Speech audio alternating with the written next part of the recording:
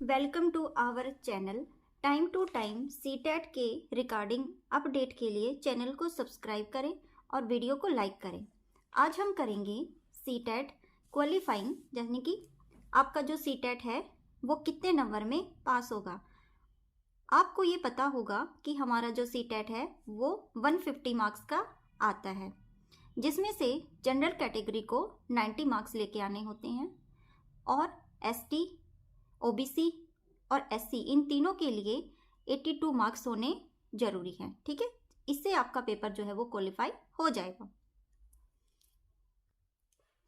Students, पहली बार जो exam देने जा रहे हैं उन सबको पता होना चाहिए इन छोटी छोटी बातों के बारे में जब आप एग्जाम में बैठ रहे हो।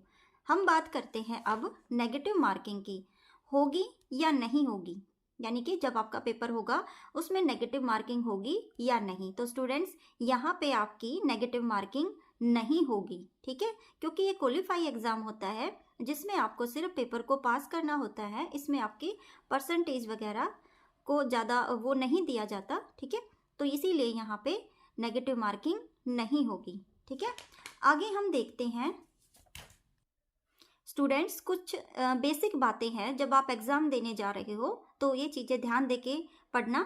पहली बात तो ये कि सभी क्वेश्चंस आपने अटेम्प्ट करने हैं। कोई भी ऐसा क्वेश्चन नहीं होगा जो आप छोड़ के आओगे, क्योंकि बच्चों के पास एग्ज़ाम देते समय बहुत कम टाइम होता है तो उसमें उनको करना पड़ता है। और कई बार जब टाइम आपको लगे कि टाइम निकल रहा है तो उस बीच में जो आंसर आपको लगता है कि हाँ भाई मेरा ये सही हो सकता है, क्योंकि कई बार तुक्के भी चल जाते हैं, तो आप कोई भी ऐसा क्वेश्चन नहीं छोड़ के आओगे जिसमें आपको डाउट है या टाइम लिमिटेशन लग रही है। ठीक है, तो पूरा का पूरा पेपर आप अटेम्प्ट करोगे। ठीक है, नंबर 2 देखें। उसके बाद हम देखते हैं टारगेट 120 का सभी का होना चाहिए। अब मैं यहाँ पे ये बोल दूँ कि सिर्फ आपको आपका एग्ज़ाम क्लियर करना है, तो ऐसा नहीं है स्टूडेंट्स, आपको जो है 120 मार्क्स का टारगेट जो है वो लेके चलना ही पड़ेगा। ठीक है, तो उसके साथ साथ आगे टाइम को ध्यान में रखकर पेपर करना होगा। जब आप पेपर कर रहे हो, पेपर के बीच में टीचर्स आते हैं, साइन लेते हैं, बहुत टाइम लगता है। आपका OMR शीट वगैरह भी कई स्टडी सेंटर जैसे आपका एग्ज़ाम सेंटर होता है वहाँ पे टाइम लगा देते हैं, तो ऐसे चलता रहता है। उसमें आपकी एक एक मिनट जो है वो बहुत आपके लिए जो है वो पड़ती है। तो इसके लिए आपको ध्यान में एक एक मिनट का आपको ध्यान देना पड़ेगा और टाइम को बहुत ध्यान से करना पड़ेगा और जल्दी जल्दी अपना पेपर रीड करके साथ साथ उसके आंसर देते जाओगे। ठीक है, 4th है आपका स्मार्ट वर्क। स्मार्ट वर्क किसको बोलेंगे? स्मार्ट वर्क हम बोलते हैं कि जब आप प्रिपरेशन कर रहे हो सीटेट क्लियर करने की, ये नहीं है कि आप सुबह से लेके रात तक लगे रहो या फिर दिन में 5 घंटे पढ़ रहे हो, 6 घंटे पढ़ रहे हो, ऐसा नहीं होना चाहिए। आपको सिर्फ ऐसे पढ़ना चाहिए कि आपको लगना चाहिए कि हाँ मेरे वो बेसिक जो चीज़ें हैं जो एग्ज़ाम में पूछी जाती हैं वो क्लियर हो रही हैं, क्योंकि पूरा दिन यहाँ पे इतना लेंथी पढ़ने की कोई ज़रूरत नहीं है।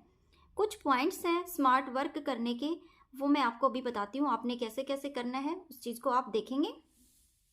सबसे पहले आप जब भी कोई भी जैसे अभी सीटेट का एग्ज़ाम देने जा रहे हो तो सीटेट में हमेशा NCERT, ठीक है, कि बुक से ही क्वेश्चंस आते हैं।